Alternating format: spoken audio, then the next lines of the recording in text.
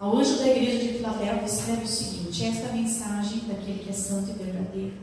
Ele tem a chave que pertencia ao rei Davi. Quando ele abre, ninguém fecha, e quando ele fecha, ninguém abre. Eu sei o que vocês estão fazendo, sei que tem pouca força, vocês têm seguido os meus ensinamentos e têm sido fiéis a mim. Eu abri diante de vocês uma porta que ninguém pode fechar. Escutem, quando aquela gente que pertence a Satanás, aqueles mentirosos que afirmam que são judeus, mas não são, eu os farei com que eles venham e caiam de joelhos diante de vocês, e todos eles saberão que eu amo vocês. Vocês têm obedecido a minha ordem para aguentar o sofrimento com paciência, e por isso eu os protegerei no tempo da aflição que virá sobre o mundo inteiro, para pôr à prova os povos da terra. Verso 11: eu venho logo, guarde o que vocês têm, para que ninguém roube de vocês o prêmio da vitória. A pessoa que conseguir a vitória, eu farei com que ela seja uma coluna no templo do meu Deus, e essa pessoa nunca mais sairá dali. Eu escreverei nela o nome de Deus, o nome do meu Deus, e o nome da cidade do meu Deus, a Nova Jerusalém, que virá do céu, da parte do meu Deus, e também escreverei nela o meu novo nome. Portanto, se vocês têm ouvidos para ouvir, então ouçam o que o Espírito de Deus diz às igrejas. Aleluia, Jesus. Amém. Obrigado, Jesus, pela tua presença. Obrigado, Espírito Santo, por esse tempo de adoração aqui. Podemos te adorar, Senhor, com tanta clareza. Podemos te adorar com tanta leveza, Senhor. Podemos te adorar com tanta integridade, Pai, porque tu és santo, santo, santo é o Senhor. Nós te adoramos, sempre, sempre te adoraremos, sempre prestaremos culto a ti, Senhor. Sempre daremos o nosso louvor, a nossa adoração a ti, e não sairemos da tua presença de qualquer forma, porque saímos sempre cheios da tua glória. Obrigado, Jesus, por esse Espírito que nos dá sabedoria, conhecimento, ensinamento. Eu sei que o Senhor falará, ministrará, operará em nosso meio, em nossos corações. E esta palavra não voltará vazia, mas ela produzirá aquilo para qual foi designada. Em nome de Jesus, a palavra do Senhor é designada para produzir vida. E ela vai produzir vida, Pai, em nós. Vai produzir vida em nós, frutos em nós. Eu sei que produzirá, porque a tua palavra é viva. Muito obrigado, Espírito Santo. Muito obrigado, Pai. Muito obrigado, Jesus. Obrigado, Senhor, por esse tempo. Nós te agradecemos em nome de Jesus. Amém, Senhor. Amém. Queridos, nós temos aqui a igreja de Filadélfia, uma igreja. Ela foi fundada há 140 anos antes de Cristo. E ela foi fundada pelo rei chamado Átalo II. Esse Átalo II, ele tinha um irmão, e o irmão dele se chamava Eumendes. E ele amava muito esse irmão, ele tinha muito apreço por esse irmão. Então, quando ele fundou a cidade, ele colocou o nome de Filadélfia. Filadélfia que significa, oh meu Deus, hoje tem que rasgar, né? Filadélfia que significa amor fraternal ou amor pelo irmão. Então essa palavra significa amor fraternal ou amor pelo irmão. E ele resolveu colocar o nome da cidade em homenagem a esse irmão a quem ele amava tanto, Filadélfia. E ele fundou essa cidade com esse nome por causa que ele queria homenagear esse irmão que tanto ele amava. Hein? Essa carta é uma das segundas cartas que o Senhor não tem nada contra essa igreja. Não sei se vocês perceberam aqui quando nós estávamos lendo. Algumas cartas mais para trás nós achamos coisas que Deus não se agradava. Mas essa igreja de Filadélfia e a igreja de Esmirna foram duas igrejas que o Senhor não encontrou nada que desaprovasse. Interessante que o Senhor vem aqui e ele traz um modelo de igreja que agrada ao Senhor, né? Nós acabamos de ver aqui, um modelo de igreja que agrada ao Senhor. Verso 7 diz ao anjo da igreja, que é o anjo da igreja, que vocês acreditam que nós temos um anjo da igreja? Nossa igreja tem um anjo? Hã? Sim. Vocês acreditam ou não? Sim. Quem não acredita não fala nada, fica quietinho. Para cada igreja tem um anjo. Para cada igreja tem um anjo que ministra, que ajuda aquela igreja, que trabalha junto com aquela igreja na obra de Cristo. E a nossa igreja tem um anjo. Aleluia. Amém? Ele envia a mensagem para esse anjo dessa igreja, pedindo para que ele entregasse essa carta à igreja de Filadélfia. A palavra diz: esta é a mensagem daquele que é santo e verdadeiro. Quem é santo e verdadeiro? Jesus, né? Jesus, ele é o caminho e a verdade. Amém? Só ele foi achado digno, só ele foi achado santo, irrepreensível para morrer na cruz. Então ele fala que quem está escrevendo essa carta chama-se Jesus. Amém? Amém? Ele diz assim no verso 7: ele tem a chave que pertencia ao rei Davi. Quando ele abre, ninguém fecha, e quando ele fecha, ninguém abre. Davi, ele era rei e ele tinha um molho de chaves do seu palácio. A palavra diz que Davi, ele era o único que abria as portas do seu palácio. Ele tinha um molho da chave, ele só dava para quem ele achava que deveria dar. Então Jesus vem e usa essa simbologia das chaves de Davi. E Davi, ele é descendente, ele vem da descendência de Jesus, vem da descendência de Davi. Amém? Então ele ligou uma coisa com a outra, porque o rei Davi, o seu governo, o seu reinado acabou, mas o reinado de Cristo, que é a descendência de Davi, como o Senhor mesmo profetizou a respeito disso, que o reino de Davi não acabaria, seria eterno. Por que o reino de Davi não acabaria e seria eterno? Porque Jesus se tornaria rei, não morreria e seria eternamente rei. Amém? Jesus, ele continuou o reinado de Davi. Então ele dizia Davi, o seu reino será eterno. Não é que Davi iria reinar sempre, eternamente, mas que Jesus tomaria as chaves e pegaria o trono e se tornaria rei, e Jesus viria da sua descendência. Então a descendência de Davi seria um reinado eterno. Jesus vem e usa de simbologia para que eles pudessem entender que, como Davi tinha chaves, mas o seu reinado tinha acabado, o seu reinado não tinha mais poder, o Senhor tem as verdadeiras chaves. Amém? E ele diz que eu tenho as chaves das portas que se abrem, e que se eu abrir, ninguém, e se eu fechar, ninguém abre. Aleluia. As portas que Jesus, as chaves das portas que Jesus tem, é a chave das portas da salvação. Amém? Vamos ler lá Apocalipse capítulo 5, verso 5. Vai um pouquinho para frente. Quem achar pode ler. Então um dos líderes me disse: não chore, olhe, o leão da tribo de Judá, o famoso descendente do rei Davi, o Senhor vitória te pôs pegar os 7 filhos. E aquilo viu. Amém? O descendente, o leão da tribo de Judá, o famoso do rei Davi. Amém? Esse tem a vitória. Aleluia. Ele consegue a vitória e ele tem as chaves das portas da salvação. E quando ele abre, está aberta. E quando ele fechar, estará fechada. Amém? Então quer dizer que não quer dizer que as portas da minha vida, quando ele abre, está aberto, e quando ele fecha, está fechado? Não, está falando de portas de salvação aqui. A gente que pega esse jargão e fala, as portas que Deus dá, ninguém fecha, não é assim? Não é gente que fala isso? É ou não é? Eu falo. Você fala? Às vezes eu falo. Fala? Deus abrir a porta, vai ter demônio que fecha.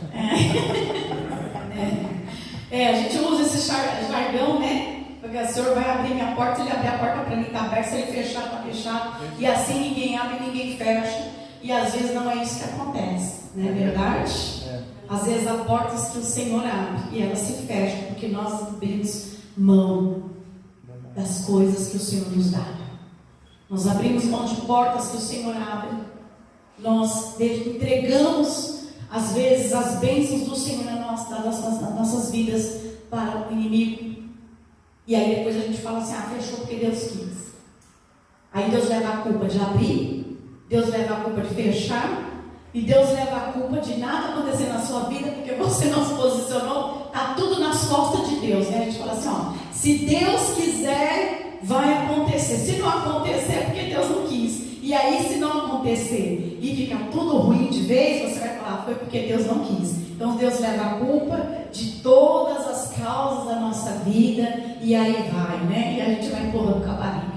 Mas na verdade, esse versículo está falando das portas da salvação. Está falando dos portais da salvação. Que um dia ele abre e ninguém vai fechar. Só ele vai fechar o dia que a salvação terminar. E quando ele fechar as portas da salvação, ninguém vai abrir. Amém? Lá no verso 8, vamos voltar lá para Apocalipse capítulo 3. Eu sei que vocês estão fazendo. A palavra diz aqui, eu sei o que vocês estão fazendo. Então Jesus ali, ele chama a atenção para o fato de que ele está vendo. Diga Jesus, olha e vê. Às vezes a gente não está tão apercebido disso, mas a palavra diz aqui que eu sei o que vocês estão fazendo. Então ele está dizendo, o fato é que Deus, ele está vendo as atitudes, ele está acompanhando essa igreja, ele está comparecendo nessa igreja, ele está lá, ele está olhando, analisando de perto todo o movimento dessa igreja, ele está conhecendo os movimentos dessa igreja, as atitudes dessa igreja. Então a gente não pensa que Deus não está vendo, gente, que Deus faz vista grossa. Quem faz vista grossa é nós. Que Deus não está deixando passar alguma coisa, que alguma coisa passa desapercebida ao Senhor. A palavra que diz que Ele está vendo, presta atenção, o Senhor está vendo, aleluia. Ele está contemplando, Ele está presenciando tudo que nós fazemos como igreja. Isso é importante. E nos dias de hoje, a gente consegue enxergar que muita coisa às vezes passa desapercebido por algumas igrejas, achando que Deus não está vendo. Ah, Deus deixa passar, Deus não está vendo, Deus não está presente. Só se aquela igreja não for de Cristo, né? Porque se for de Cristo, o Senhor está lá e Ele está vendo. O Senhor de fato está presenciando. Outra coisa que eu quero falar também é sobre as portas, sobre a chave. Chave, ela tem a simbologia de autoridade. Diga, chaves simboliza autoridade. Davi tinha chaves, Jesus tem as chaves. E lá em Mateus o Senhor diz para os discípulos dele, eu vos dou a chave do reino. Amém? Quando o Senhor falar de chaves com você, pode ter certeza de uma coisa, o Senhor está te dando alguma autoridade no reino espiritual. Porque chaves fala de autoridade, de alguém que pode abrir e pode fechar, de alguém que faz a diferença. Quando Jesus fala para os discípulos, eu vos dou as chaves do reino e vocês vão abrir portas, e as portas que vocês abrirem serão abertas, o Senhor estava dizendo, vocês vão trabalhar no meu reino, vocês vão entrar no governo do meu reino e vocês vão operar debaixo da minha autoridade. Vocês terão autoridade. Amém? Aí lá em Marcos 16 diz, em meu nome vocês expulsarão demônios, falarão novas línguas, o que mais? Curarão os enfermos. Se alguma coisa mostrei uma vez, não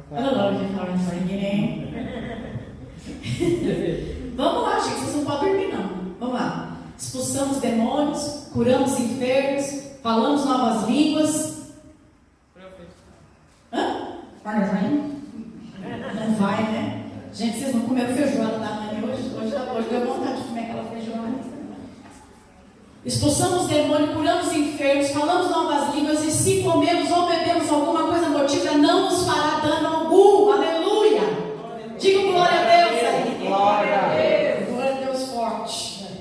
Então, autoridade, chave simboliza autoridade. Quando o Senhor ministrar chaves na sua vida, saiba que há um mover de autoridade vindo sobre você. Aleluia. Glória a Deus. Deus está dando autoridade sobre alguma área da sua vida. Então, quando o Senhor fala que Ele está vendo, Ele está vendo. E o Senhor fala para eles que está contemplando, acompanhando,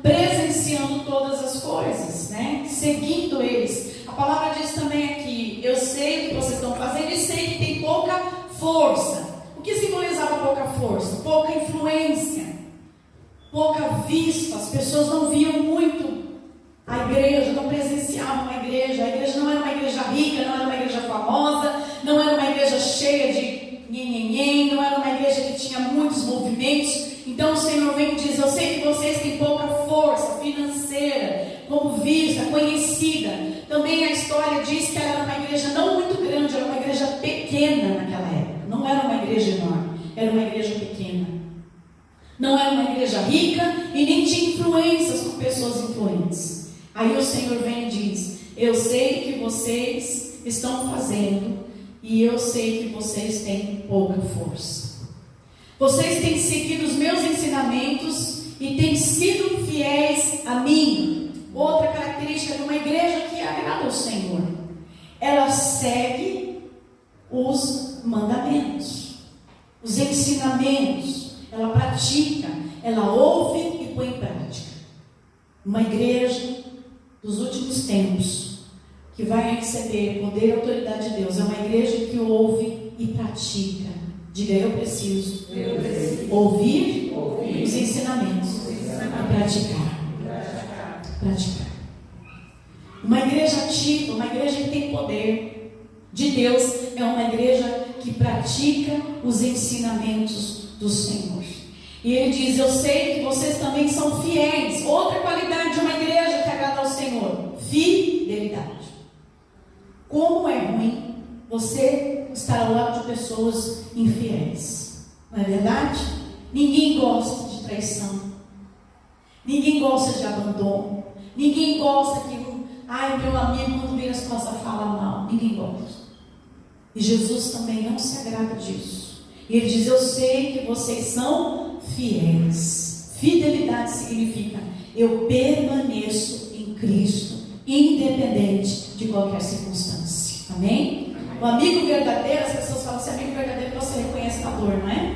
Porque quando na dor é que você vai encontrar um apoio, é na dor que você encontra o amigo verdadeiro, que o amigo verdadeiro sai para fora. É ou não é? Às vezes você caminha 1 ano, 2, 3, 10 anos com a pessoa, mas quando você está em dor, o que ela faz? Ela recua. Não quer saber de você, não quer saber como você está, não quer saber o que você sente. Esse não é um amigo verdadeiro. O amigo verdadeiro é aquele que, quando está difícil, ele permanece ali do seu lado.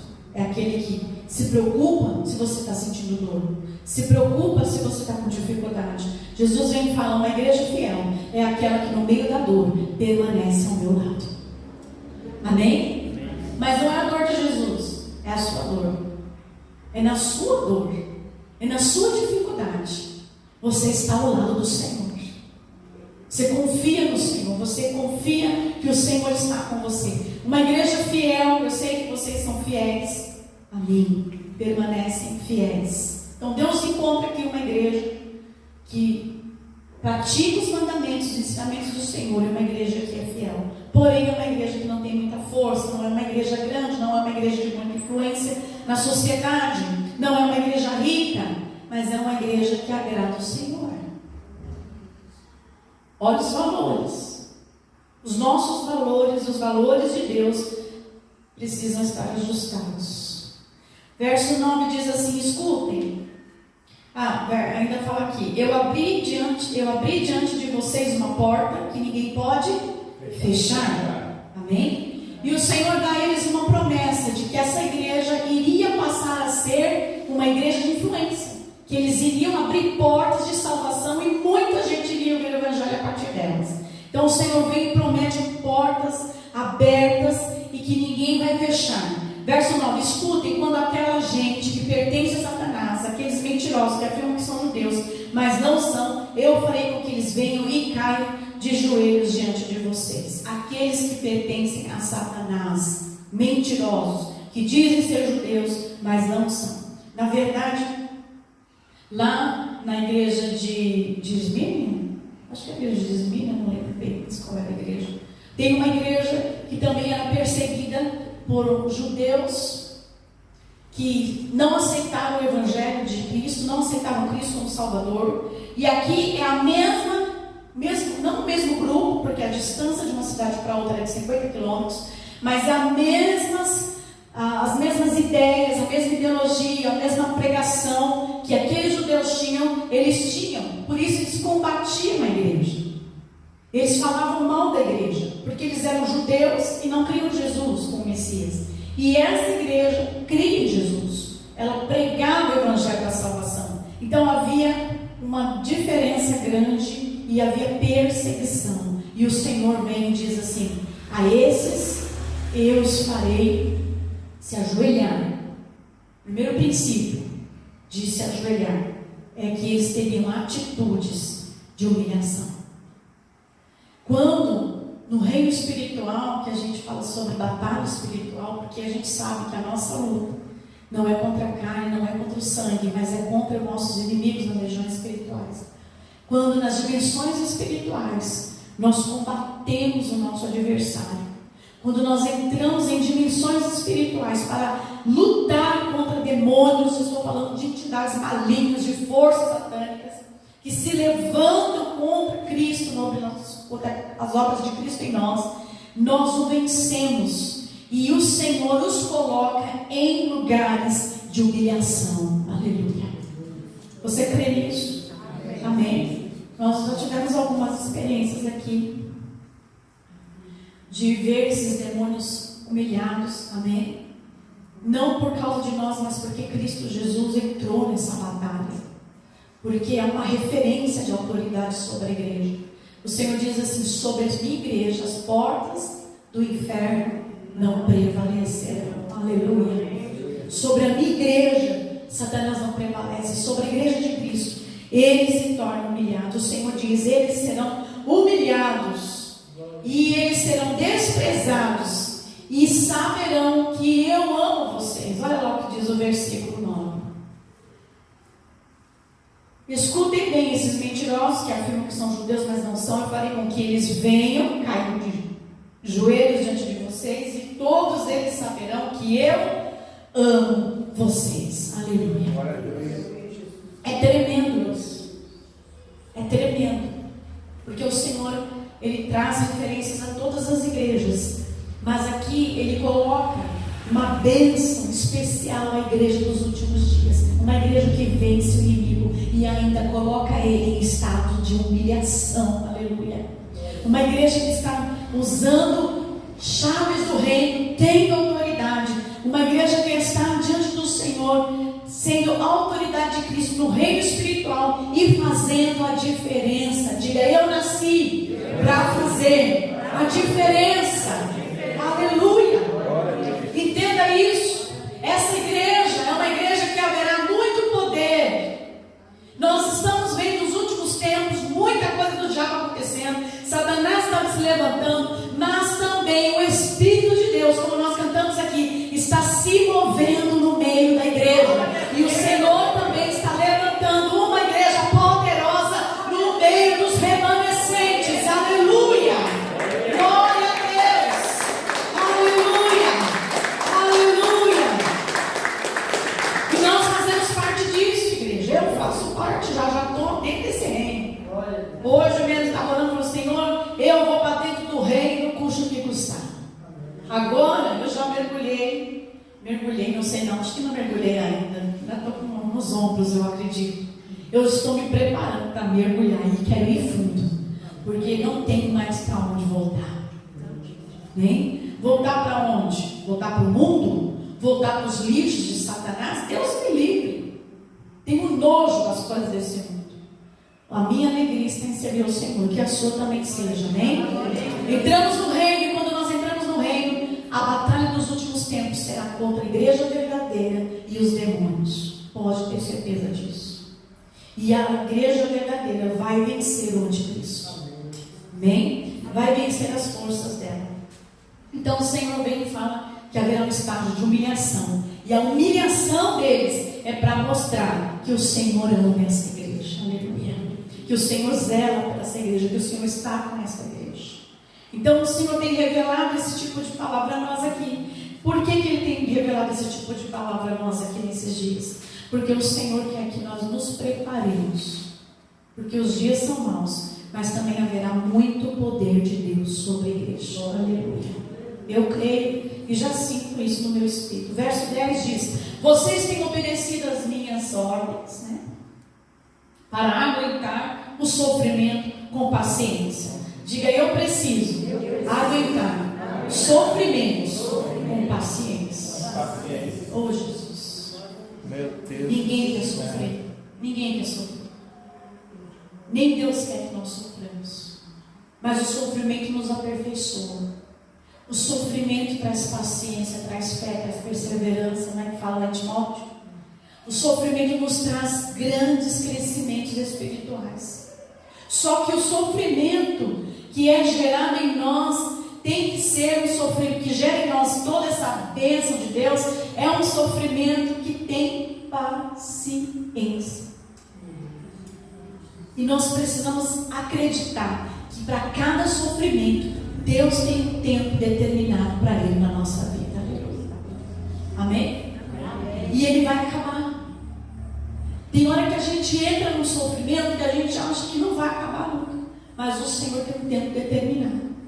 E a hora que esse tempo terminar, o Senhor arranca isso de nós. O Senhor tira isso de nós. E todo sofrimento é tirado da nossa vida. Então o Senhor diz: tenha paciência no sofrimento. O sofrimento faz parte da nossa vida humana. E não adianta a gente falar assim: vem para Jesus que não vai sofrer mais. Mentira. Vem para Jesus que tudo vai se resolver. Mentira. Vem para Jesus e você será mais que vencedor no dia da luta. Vem para Jesus e você vai vencer as suas batalhas. Vem para Jesus e você será consolado. Vem para Jesus e você será fortalecido. No dia mau o Senhor estará com você. Vem para Jesus e você vai viver milagres, sim. Mas vem para Jesus consciente que o sofrimento faz parte da nossa vida. Aleluia. Faz parte. Se o Senhor tirar o sofrimento de nós, igreja, Ele sabe para onde nós vamos. Ele sabe que a gente vai escambar, a gente vai se perder. Então a palavra do Senhor diz aqui: eu sei que vocês têm ouvido o que eu tenho pedido para vocês. Aguentem sofrimentos com paciência. Qual é a paciência? É saber que uma hora aquilo acaba, porque o Senhor tem um tempo determinado para isso. Amém? Então o Senhor vem e fala isso: eu sei que vocês têm me ouvido e têm aguentado com paciência. E Ele diz assim: eu venho logo. Não, verso 10. Tenho obedecido a minha ordem para aguentar o sofrimento com paciência. Por isso eu protegerei no tempo da aflição que virá sobre o mundo inteiro, para pôr à prova os povos da terra. O Senhor vem aqui e fala: olha, haverá muito sofrimento na terra. Haverá muito choro na terra. Haverá muita tristeza na terra. Haverá um tempo de muito sofrimento. Mas o Senhor diz que esse sofrimento que está para vir sobre a terra, o Senhor está dando uma garantia de que o Senhor nos livrará dele. Amém? Que o mesmo sofrimento que o ímpio vai passar por provação de Deus, presta atenção, por provação de Deus, o Senhor livra o seu povo. Lembra lá no Egito, as casas, vinham as pragas e não pegavam no povo. O Senhor diz que haverá um tempo em que Ele vai proteger a sua verdadeira igreja. Amém? Ele vai livrar essa igreja desse sofrimento. Vale a pena ou não vale, igreja? Vale. Ser fiel, obedecer, ter paciência, vale a pena. Então o Senhor vem e dá essa promessa para nós, para eles e para nós também. Protegerei no tempo da aflição que vai vir sobre a terra. Verso 11: eu venho logo, guarde o que vocês têm, para que ninguém roube de vocês o prêmio da vitória. Então o Senhor quer que nós guardemos. Diga: guardar. Guardar. O que é guardar, igreja? Quando você pega alguma coisa e fala: eu vou guardar, é porque você precisa ter cuidado com aquilo. Você precisa cuidar disso. Você precisa guardar no lugar. Você precisa manter aquilo no lugar. Guardar o que o Senhor tem dado para você. Guarde tudo que o Senhor tem dado para você. Guarde tudo que você tem sido ensinado até hoje. Comece a praticar as coisas que o Senhor tem te falado. As coisas que você tem aprendido aqui na igreja, escreva, guarde, diga: eu tenho que fazer isso. Isso é algo para a minha vida.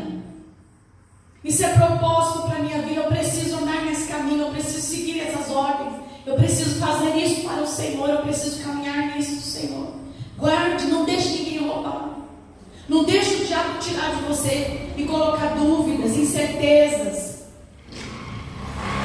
Guarde tudo o que o Senhor tem ministrado na tua vida, aleluia. Não deixe que Satanás roube. A palavra do Senhor diz que ele vem para roubar. Ele ama roubar. Ele ama roubar. Ele não tem legalidade para roubar. Querido, quando o ladrão rouba, ele rouba porque ele invadiu. Você está andando na rua.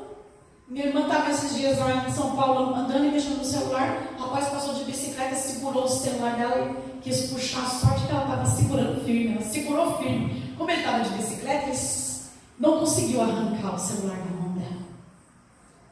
Não conseguiu. Ela estava segurando firme. Mas quantos são roubados? Satanás, ele invade. Satanás, ele não bate na porta, ele pula muro. Ele é invasor. Ele vê que você tem algo de qualidade. Ele vê que você está crescendo na fé. Ele vê que você vai chegar num nível maior. O que ele quer fazer? Roubar. Tirar de você. Porque se ele tirar de você, ele tira a sua alegria, ele tira o seu prazer, ele tira algo de Deus de você, ele vai tirar muito de você. Se ele roubar algo precioso para você, ele vai tirar de você o prazer de viver. Então Satanás, quando ele vem para roubar, como a palavra diz, ele vem para roubar, não pense que ele vem na hora que você está preparado, na hora que você está. Não, ele vem na hora que você menos espera. A hora que você vê, ele usa pessoas que você nem imagina. É ou não é? Ele faz coisas que você nem imagina que ele ia fazer, ele faz. Por quê? Porque ele é ladrão, ele é invasor.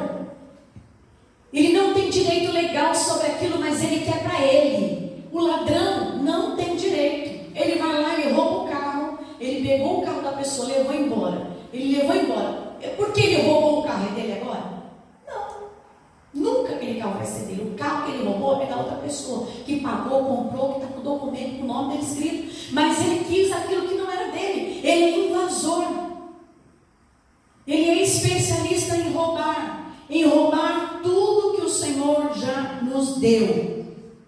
Não deixa. Segura que nem a minha irmã segurou o celular lá. Amém? Segura firme. Mantenha no altar de Deus, queimando como incenso aquilo que o Senhor deu para a sua vida, para que quando Satanás querer roubar, ele se queime inteirinho. Aleluia. Quando ele vir roubar algo de você, ele vai sentir o fogo do Espírito Santo, ele vai sentir o fogo de Deus, ele vai se queimar e vai ter que ir embora. Aleluia. Guarde o que o Senhor te deu até aqui. O crescimento que você tem, você pode multiplicar e não diminuir. Diga: eu vou crescer e não diminuir. Não diminui, igreja. Não volte atrás. Eu sempre digo assim, quando a gente para, eu vou parar. E a gente fala assim, eu vou dar um tempo. O tempo que você deu, você vai ter que começar de novo. No cristianismo, você nunca começa da onde você parou. Não sei se vocês perceberam isso. Já perceberam? Você nunca começa da onde você parou. Você vai ter que começar de novo. As pessoas se desviam, vão embora das igrejas, somem, param de adorar a Deus, não vêm mais para a igreja, não se alimentam mais, desaparecem. Muitos abandonam Deus e vão para outros lugares, ficam lá no mundão, bebendo, fumando, tudo. Quando volta, acha que vai ser igual. Eu vou começar da onde eu parei. Nunca é onde parou. Nunca é. Ele vai ter que começar de novo. E que luta que é começar de novo. Fala sério. Como é difícil a pessoa voltar a exercer o ministério, voltar a ministrar uma palavra, voltar a adorar o Senhor de ele adorava antes, como é difícil ele estar com frequência na igreja, como é difícil ele se envolver em alguma coisa, porque ele vai precisar agora, no começo, lá no comecinho, o Senhor dava a ele tudo o que precisava, porque era o começo de tudo. Agora ele vai ter que lutar para conquistar o começo de tudo.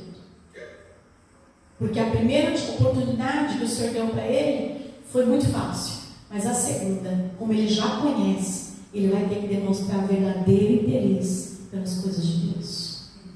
O Senhor não perdoa, aceita, quer de volta, ama isso. Mas a pessoa vai ter que se posicionar. Ela vai ter que mostrar para Satanás que agora ela não entrega mais nada a ele só toma de Deus. E aí ele vai vencendo e vai conseguindo avançar. Então guarde bem o que o Senhor te deu, faça multiplicar.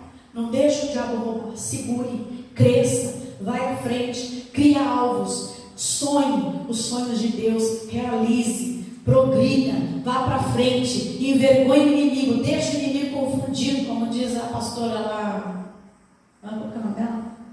Esqueci o nome. Camila Bastos. Você confundiu o inimigo hoje? Estava destruído por dentro, levanta de manhã, escova o cabelo, passa o batom, faz uma maquiagem, sai arrasado, sorrindo, mas está doendo por dentro. Confundiu o inimigo hoje? Não deixe ele te roubar. Vai adorar o Senhor, está difícil, adora o Senhor. Não vou conseguir, não sei como orar, ore em línguas. Não sei o que orar, então ore em línguas, declare, profetize. Não estou crendo, comece a declarar e você vai começar a crer. Diga, eu sou mais que vencedor em Cristo Jesus. Não deixe o inimigo te roubar o que o Senhor já te deu. Então guarde o que o Senhor te deu, porque você receberá o prêmio da vitória. Ele diz assim: e vocês que têm obedecido a minha ordem, cadê? Eu venho logo, guardo aqui vocês, verso 11, para que ninguém roube de vocês o prêmio da vitória. Tem um prêmio para você lá. O Senhor vai te premiar. A pessoa que conseguir a vitória, eu farei com que ela seja uma coluna no templo do meu Deus. E essa pessoa nunca mais sairá dali. Então, naquela época, a cidade de Filadélfia era uma cidade que era muito acometida por terremotos. E ali na cidade, quem construía ali dentro do centro da cidade, tudo era destruído. Toda vez que tinha terremoto, as casas eram destruídas, os prédios destruídos, tudo destruído. Então o que aconteceu com a cidade de Filadélfia? O centro dela, ninguém queria construir lá. Porque já tinha medo de construir lá e quando vier o terremoto ser destruído. Então eles começavam a construir ao redor da cidade. Construíam nas beiras, nas bordas da cidade, construíam suas casas ali. Aí o Senhor vem e diz: olha, vocês não têm segurança na cidade de Filadélfia. Vocês não conseguem construir nada que fique de pé. Mas na minha cidade, no meu templo, vocês serão colunas que não serão derrubadas. Lá vocês terão segurança. Lá vocês terão um lugar forte, firme.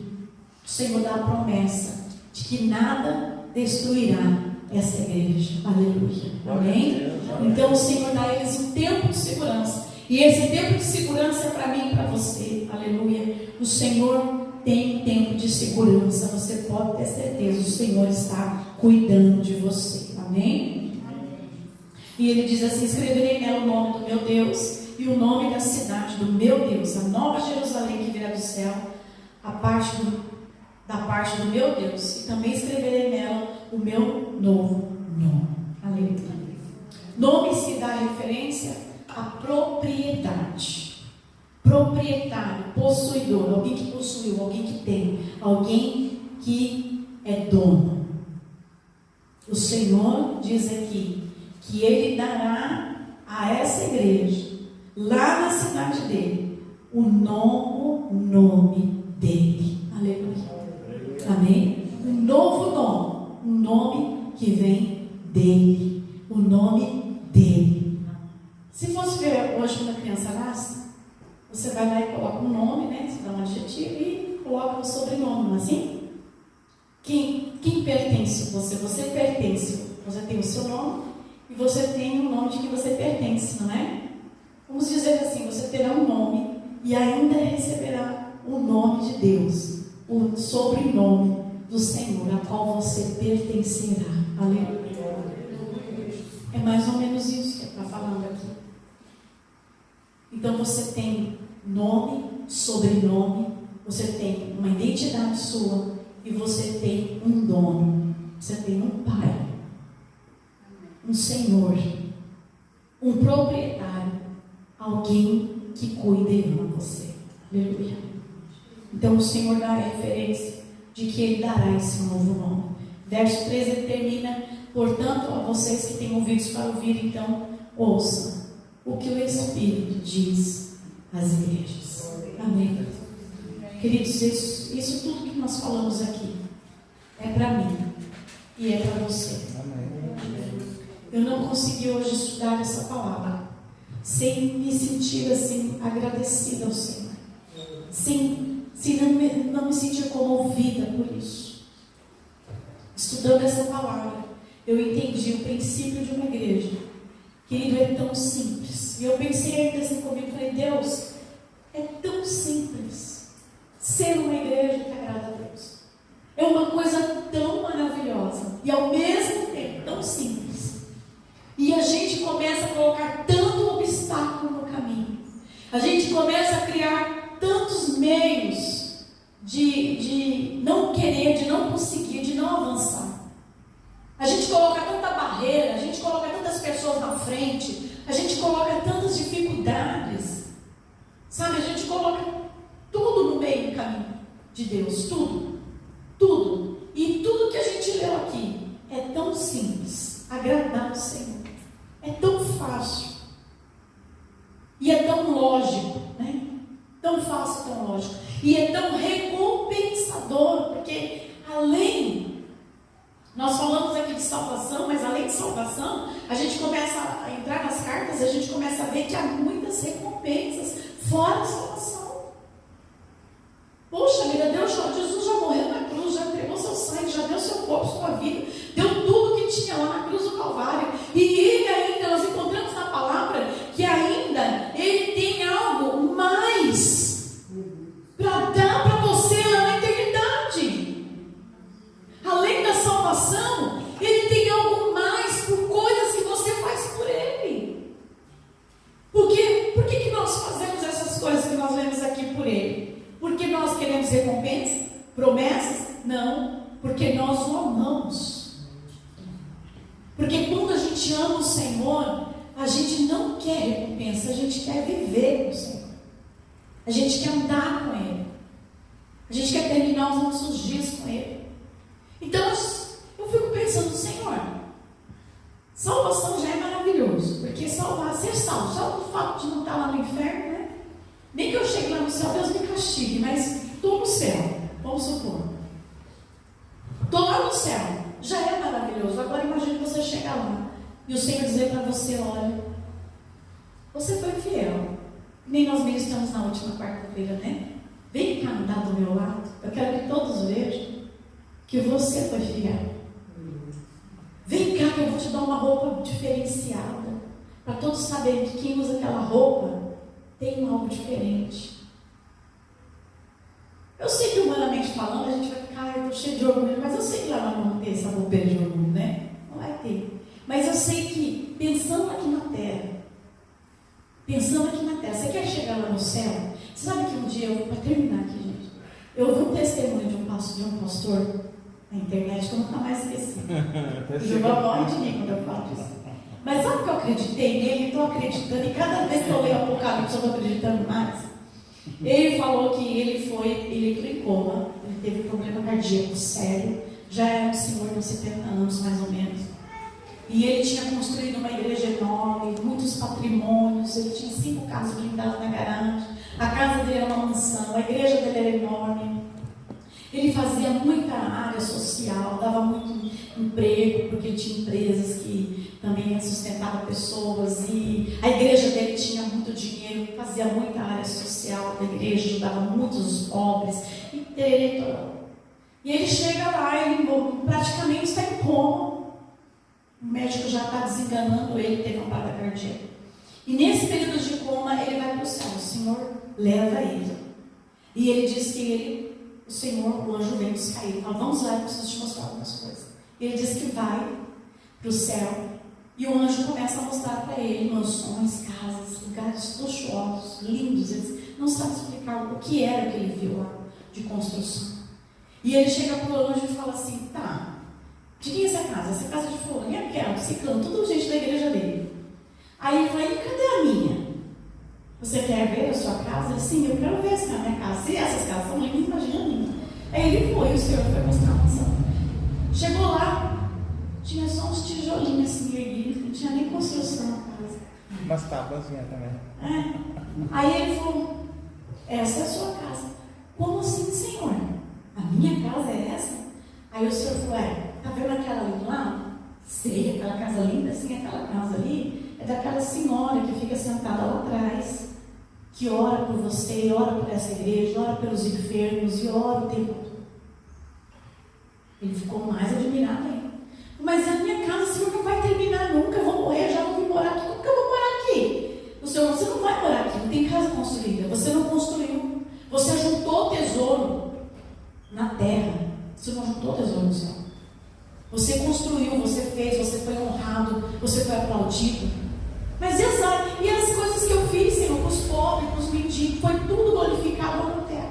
Você foi honrado lá na terra. Lá na terra te honrado, te aplaudido. Lá na terra você recebeu todas as suas recompensas. Chegou aqui em cima, você não juntou tesouro nenhum. Não tinha tijolo para fazer as casas, não tinha o cimento, não tinha nada. Você não juntou nada aqui. Tudo foi honra sua lá na terra. Nada que glorifica a Deus veio para cá. Só ficou isso aí, ó. O que glorificou a Deus está aí, ó. E ele ficou horrorizado com aquilo. E ele ficou muito triste, porque ele sabia que... Mas o Senhor falou para ele, vem cá, eu vou te mostrar um outro lugar. Aí mostrou um outro lugar para ele. E havia um barracão enorme, comprido e cheio de gente lá dentro. E o Senhor falou, olha, aqui tem espaço para você. Sabe aqueles que se salvaram e não fizeram nada? Não juntaram um centavo aqui, um tesouro aqui no céu?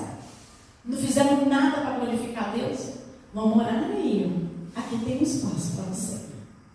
Ele não acredita, Senhor, eu vou ter que morar aqui, nesse barracão, com esse monte de gente, dividir essa casa, esse barracão com esse monte de gente. O Senhor falou, porque não deu tempo de construir sua casa. E você já está praticamente lindo. E ele ficou horrorizado com aquilo, e ele começou a pedir para o Senhor, pelo amor de Deus, deixa eu voltar.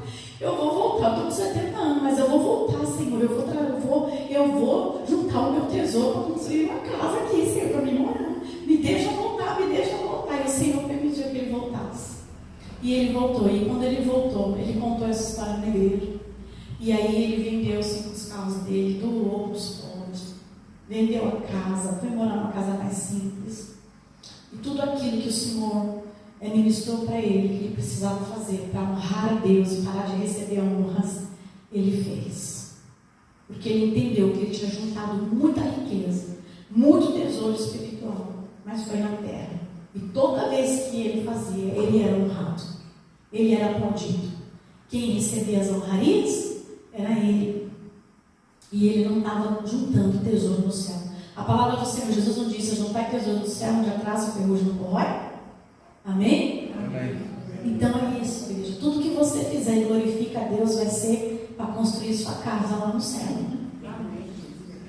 Amém? Não fica querendo honra e glória aqui, não. Vai juntar tesouro no céu. O Senhor falou aqui com essa igreja, uma igreja pobre, uma igreja prática, uma igreja que aguenta sofrimentos, mas era uma igreja que Jesus ama. Sabe por quê? Porque os valores se invertem. A gente acha que ter muito financeiramente, ou dar muito financeiramente para os outros, vai juntar tesouro no céu. E às vezes nem isso é suficiente. O que isso é suficiente para Deus? É verdadeiramente a gente ser e não fazer. Amém?